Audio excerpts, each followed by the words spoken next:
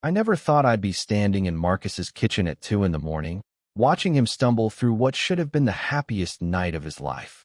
His 26th birthday party had been everything he'd wanted. Friends packed into his apartment, music loud enough to annoy the neighbors, and enough alcohol to float a small boat. But now, as the last guests filtered out into the night, leaving behind empty bottles and the lingering scent of celebration, Marcus was more drunk than I'd ever seen him. "Ryan," he slurred, gripping the edge of the counter like it was the only thing keeping him upright.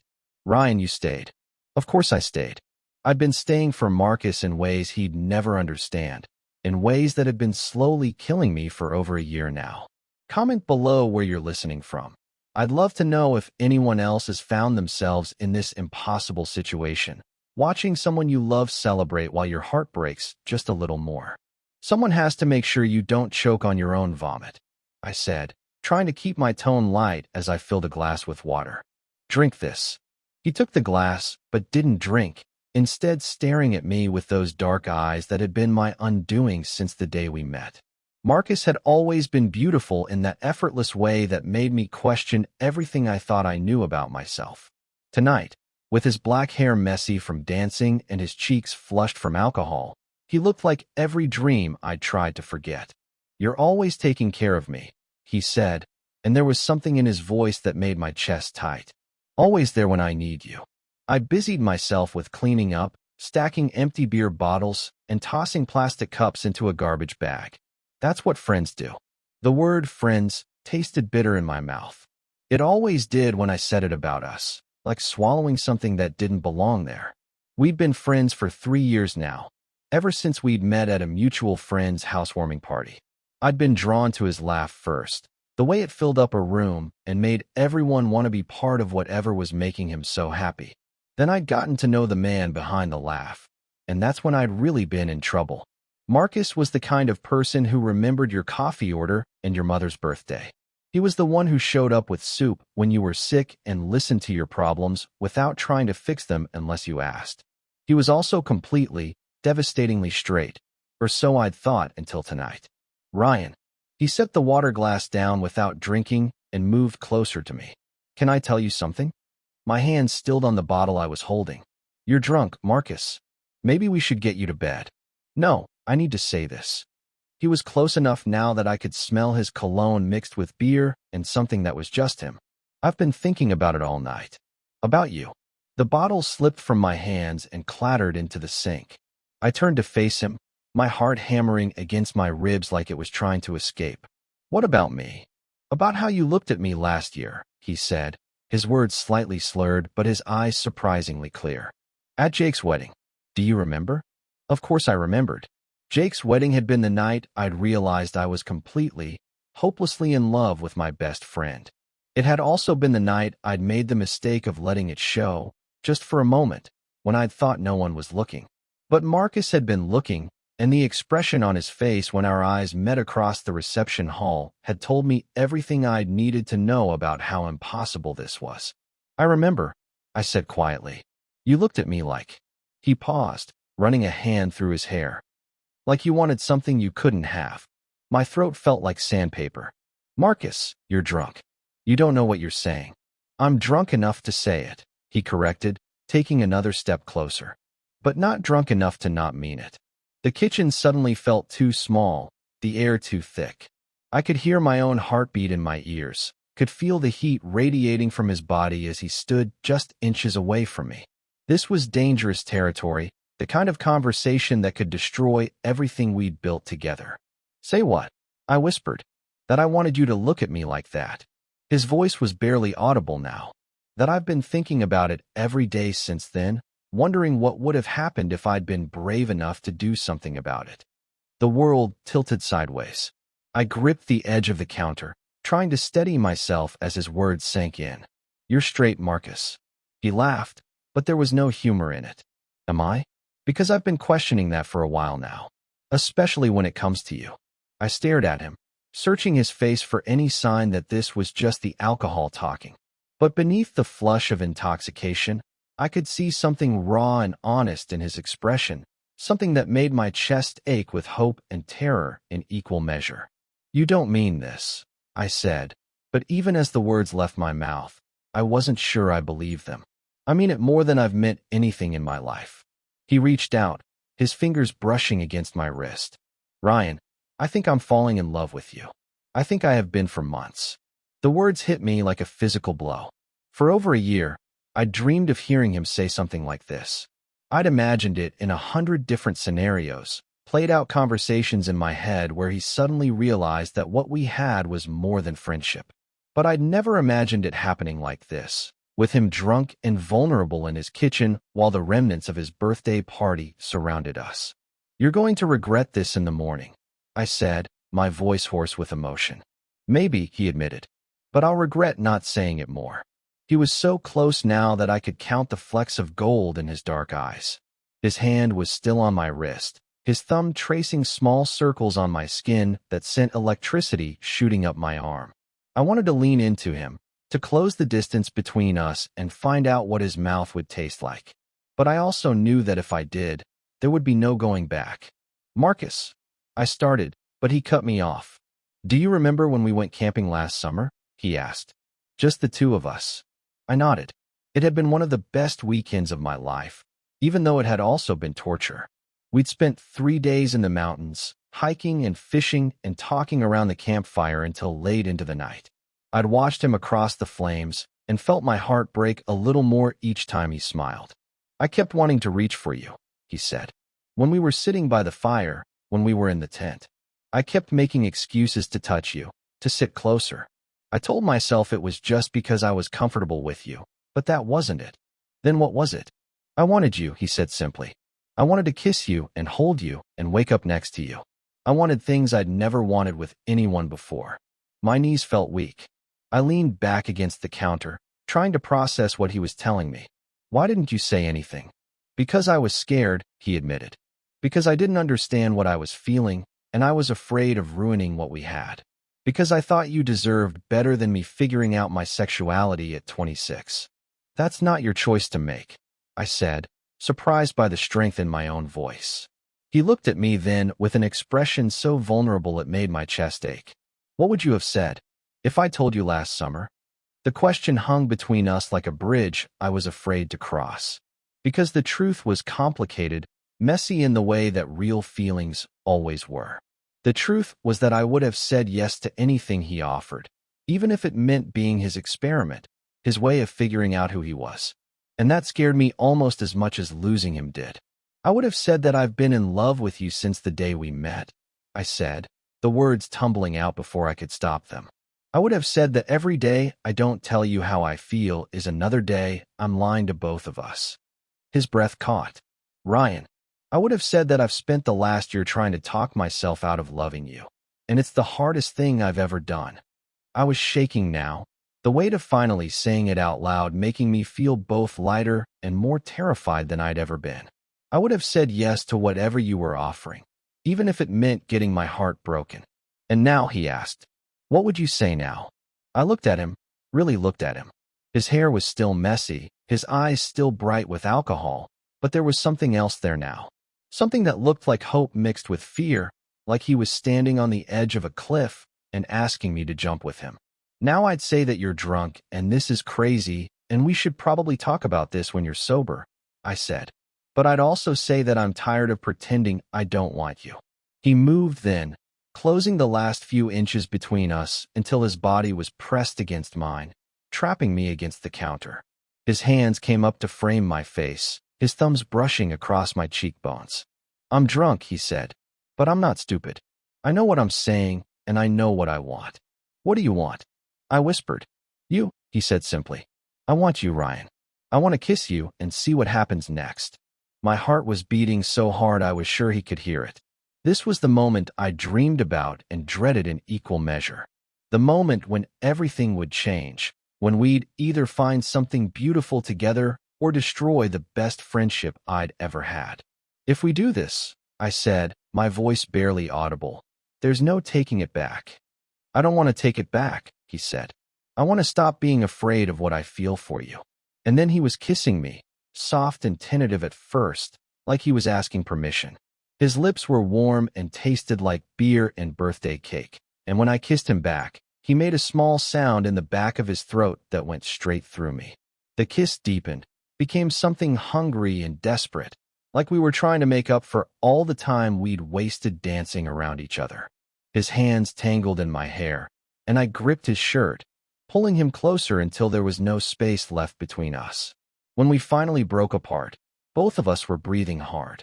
Marcus rested his forehead against mine, his eyes closed. "Tell me this is real," he whispered.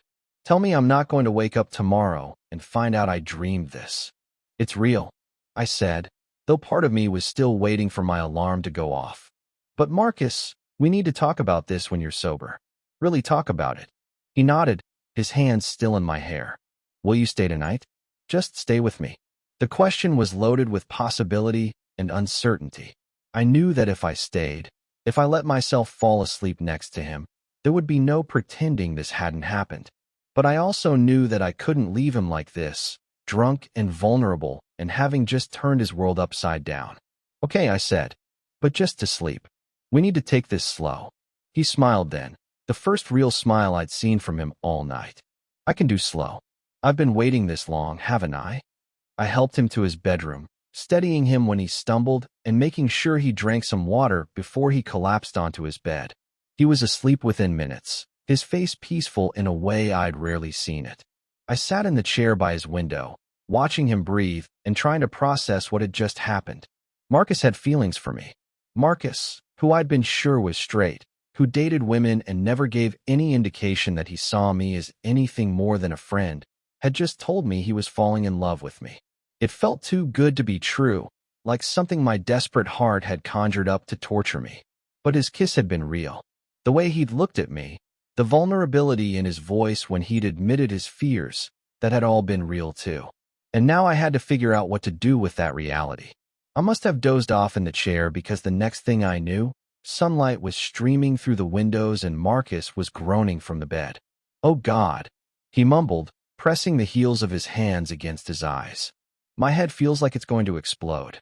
I got up and fetched him a glass of water and some aspirin from his bathroom. When I returned, he was sitting up, his hair sticking up at odd angles and his eyes squinting against the light. "Here," I said, handing him the pills and water. He took them gratefully, draining half the glass before looking at me properly. I watched as the events of the night before came back to him, saw the exact moment when he remembered what he'd said, what we'd done. "Oh," he said quietly. "Oh shit." My heart sank. "Do you regret it?" He was quiet for a long moment, staring down at the glass in his hands. When he finally looked up at me, his expression was unreadable. "I regret that I was drunk when I said it," he said carefully. "But I don't regret saying it." Relief flooded through me, so intense it made me dizzy. "Really? Really?" He set the glass aside and looked at me directly. "Ryan, I meant what I said last night. All of it. I know it's complicated, and I know I've probably screwed everything up, but I meant it." I sat down on the edge of his bed, close enough to touch, but not quite touching. "Where does that leave us?" "I don't know," he admitted. "I've never done this before. I've never felt this way about a guy before. I don't know how to navigate it." "We figure it out together," I said. "If that's what you want." "It is." He reached for my hand, lacing our fingers together. "It's what I've wanted for months. I just didn't know how to say it." His hand was warm in mine, familiar and strange at the same time. We'd held hands before, in moments of comfort or celebration, but this felt different. This felt like a promise. "I'm scared," he said quietly. "Of what?" "Of not being good at this. Of hurting you while I figure out who I am. Of losing you if it doesn't work out." I squeezed his hand. "You're not going to lose me, Marcus. Whatever happens between us, you're not going to lose me." "How can you be sure?" "Because I've been your friend for 3 years, and I've been in love with you for most of that time. If I was going to run, I would have done it already." He smiled then, small but genuine. "I love you too, you know. I think I have for a while. I just didn't recognize it for what it was." The words sent warmth spreading through my chest. "What did you think it was?" "I thought it was just friendship. Really intense friendship." He laughed softly. "I kept telling myself that it was normal to think about your best friend as much as I thought about you. Normal to want to spend all your time with them, to miss them when they weren't around." "And when did you realize it wasn't?" Jake's wedding, he said. When I saw the way you looked at me, I went home that night and couldn't stop thinking about it. Couldn't stop wondering what it would be like if you looked at me like that, because I was looking at you the same way. I remembered that night, remembered the moment our eyes had met across the reception hall. I'd been watching him dance with Jake's sister, trying to ignore the jealousy that twisted in my gut every time he smiled at her. When he'd looked up and caught me staring, I'd seen something flicker across his face that I'd convinced myself I'd imagined. I thought you were disgusted, I said, when you saw me looking at you like that. I was confused, he corrected, and maybe a little scared, but not disgusted. Never disgusted. We sat in comfortable silence for a while, both of us processing the magnitude of what we were discussing. Outside, I could hear the sounds of the city waking up, cars starting, people walking their dogs, the distant hum of traffic. Normal life continuing while my world had been completely rearranged. So what now? Marcus asked eventually. Now we take it one day at a time, I said. We don't have to figure everything out right now. I want to try, he said. I want to try being with you. Really being with you. Even though you don't know what you're doing. Especially because I don't know what I'm doing. He brought our joined hands up to his lips, pressing a soft kiss to my knuckles. I trust you, Ryan. I trust us. The gesture was so tender it made my throat tight with emotion. I trust us too. Can I ask you something? He said. Anything. How long have you known? That you were gay, I mean. I considered the question. I think part of me always knew, but I didn't really accept it until college. I dated girls in high school because that's what was expected, but it never felt right. It wasn't until I met my first boyfriend that I understood what I'd been missing. What was he like? David. I smiled, remembering. He was sweet. Patient. He helped me figure out who I was without making me feel broken for not knowing sooner. Marcus was quiet for a moment. Do you think I'm having some kind of crisis? Like, am I just confused because I'm getting older and haven't found the right woman yet? The insecurity in his voice made my chest ache. I think you're the only one who can answer that. But Marcus, the way you kissed me last night, that didn't feel like confusion. A flush crept up his neck. No, it didn't. And the way you're looking at me right now doesn't feel like confusion either. He was looking at me like I was something precious, something he was afraid of breaking. It feels like coming home, he said quietly. The words hit me square in the chest. Yeah. He leaned closer, his free hand coming up to cup my cheek. Can I kiss you again? Sober this time.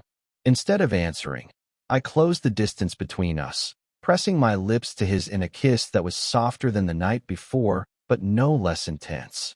He tasted like toothpaste and possibility, and when he sighed against my mouth, I felt something settle into place in my chest. When we broke apart, he rested his forehead against mine. Still feels like coming home. Good, I said, because I'm not going anywhere. Over the next few weeks, we took things slowly. We didn't announce anything to our friends, didn't change our routines dramatically.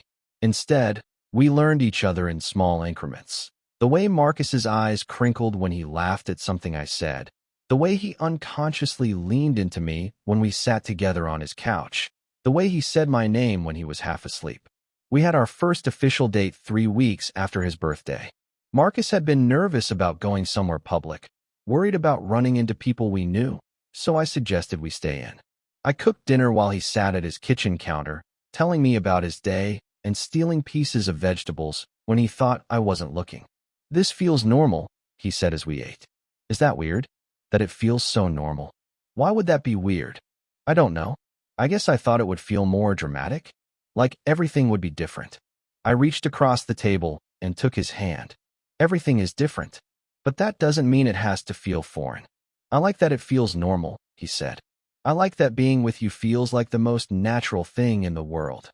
After dinner, we moved to his couch to watch a movie, but we spent more time talking than watching. Marcus told me about his fears, about the voice in his head that wondered if he was making a mistake. I told him about my own insecurities, about the part of me that was still waiting for him to realize he'd made an error and go back to dating women. I don't think that's going to happen, he said, his arm tightening around me where I was curled against his side. How can you be sure? Because I've never felt this way about anyone before. Man or woman.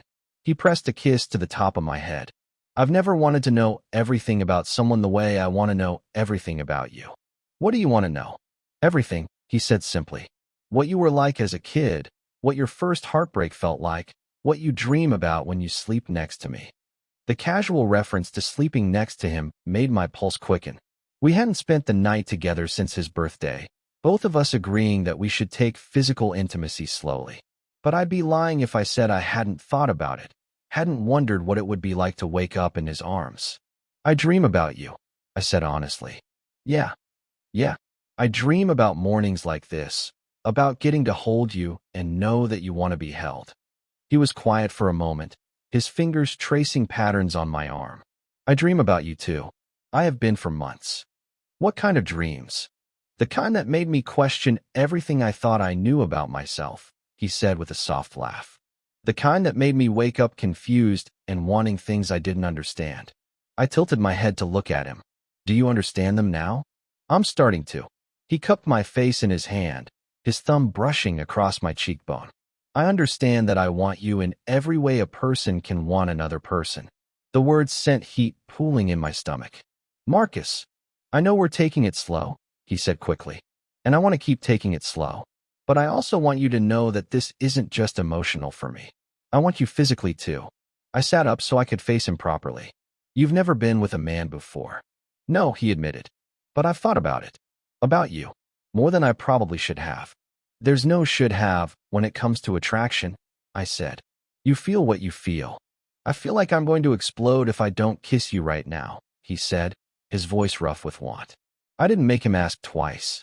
I leaned in and kissed him, pouring all of my pent-up desire into the contact. He responded immediately, his hands tangling in my hair as he deepened the kiss. When his tongue swept across my lower lip, I opened for him, and the small sound he made when our tongues met sent electricity shooting through my entire body. We made out like teenagers, hands roaming but staying above clothes, both of us breathing hard by the time we broke apart. Jesus, Marcus breathed, his lips swollen and his eyes dark with desire. Too much? I asked, suddenly worried that I'd pushed too far too fast. Not enough, he said, pulling me back to him. We spent the rest of the evening on his couch, kissing and touching and learning the taste of each other's skin. When it got late, Marcus asked if I wanted to stay over, and I said yes without hesitation. We lay in his bed in the dark, my head on his chest and his arm around me. I could hear his heartbeat under my ear, steady and strong. Ryan, he said quietly. Thank you. For what? For being patient with me. For not making me feel like I have to have all the answers right now. I pressed a kiss to his chest. You don't have to thank me for that. I want to, he said. I know this isn't easy for you either. I know you're taking a risk by being with me while I figure things out. The only risk would be not being with you, I said. Everything else we can figure out as we go. He was quiet for a long moment, his fingers combing through my hair. I love you, he said finally. I love you too. No, I mean I really love you. Not just as a friend, not just because I'm confused or experimenting. I love you, Ryan. All of you. I lifted my head to look at him in the dim light filtering through his curtains. I know, I said. I can feel it. Good, he said, pulling me up for a soft kiss. Because I plan on showing you every day for as long as you'll let me. That might be a very long time, I warned him. I'm counting on it, he said. As the weeks turned into months, we settled into a rhythm that felt both new and familiar. Marcus came out to his family first, a conversation that went better than he'd expected. His parents were surprised but supportive.